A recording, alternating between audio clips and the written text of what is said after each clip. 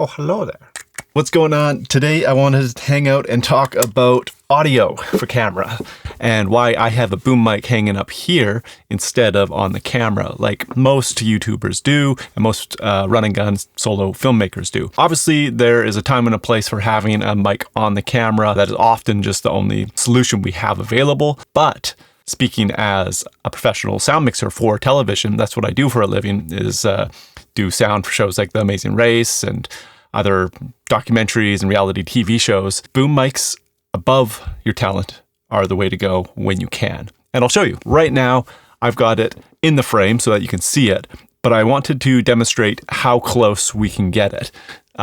Right now, from my nose, don't know why I'm going for my nose, it's about that far. Not far at all. It's really close, actually. And I think it's probably going to sound really good as a result. So if I just dial this in a little bit, there we go.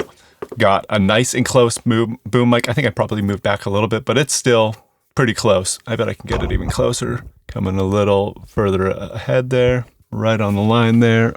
Scooch that in. Boom. I like my framing, and I've still got a nice and close microphone. It's going to sound really full. It's all about proximity to your source. That is going to result in a fuller, natural sounding dialogue from myself, but it's also going to mean less of everything else, because the signal to noise ratio of me versus all of the other noises in this room or outside, if there's traffic going by, a laundry machine upstairs, that ratio is greatly improved the closer this gets to me. All right, so now I want to show you what if it was back kind of where the camera is, which is over arm's length. If I lean forward, I can just touch the lens hood. So a few feet anyways, which is probably closer than you're gonna get if you are filming somebody just running gun. You're probably not gonna actually be able to get that close, but if they're like talking to somebody. So this is still a good scenario, having the mic back there compared to it on your camera in the real world, I think. Let's see what that sounds like in comparison to this. Let's move it back there. I'm just turning my C-stand, getting it approximately lined up, my camera. Ugh. All right, how does that sound in comparison? I might volume match this to get it kind of closer to like a level, but you should still hear a much thinner, less kind of full sounding dialogue out of my voice. If I'm doing some stuff like this, say I'm typing, that's probably pretty loud in comparison to my voice, I bet. So I hope that kind of demonstrates why it's important to get it as close to your subject as you can. Any interview setup, I highly recommend you get an overhead boom going. Now, let's talk about why we want to do overhead. It doesn't actually have to be overhead, but it's kind of like a perfect spot to put it because the camera's rarely looking up. So it's kind of the best way to get close to the subject while still staying out of the shot. Occasionally you have to scoop, which means you come below. You'll find that doesn't normally result in as close of a placement, and it kind of can sound weird as well. People move their feet while they talk and all sorts of things. You can get kind of weird reflections off the ground, where above you're probably keeping a good distance from all other sources of noise and reflections, but getting as close to the person's voice as you can. So highly recommend overhead boom. Just to keep this going, there's probably going to be another video on this, I think, on another time, but what about booms versus lavs? In general, boom mics sound way better than lav mics, and it's not hard to imagine why. Here I've got a lav mic beside me.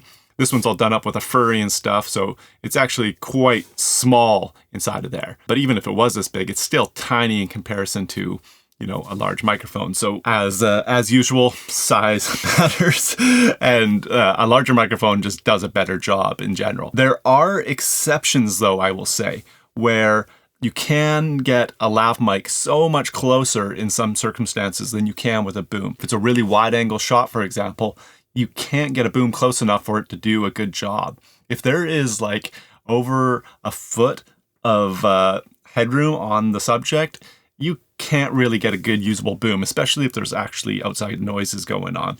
Whereas with a lav mic, you could probably have it tucked in and, you know, if it's a really loud environment, go right to the collar of their shirt. That's going to be really close. That signal to noise ratio we talked about earlier is going to be greatly improved, and it is going to win in that shootout, I would bet. And I'm just realizing that I forgot to move this back, so half of this video is going to have far away sounding dialogue, which is exactly what I'm telling you not to do.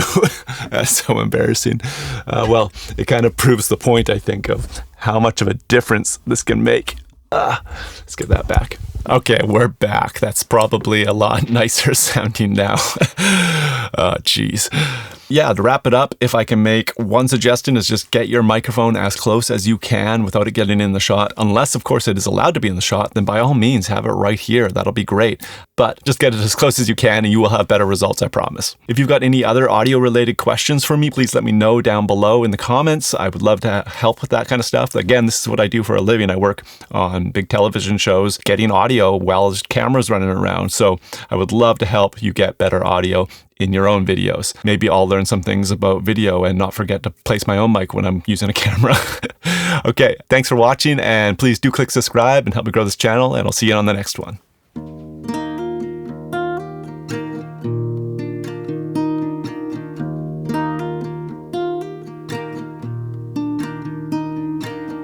Maybe it's some birds that sing. Maybe it's the tree that they are sitting in. Maybe it's your hair in the wind. Maybe it's the love you share with your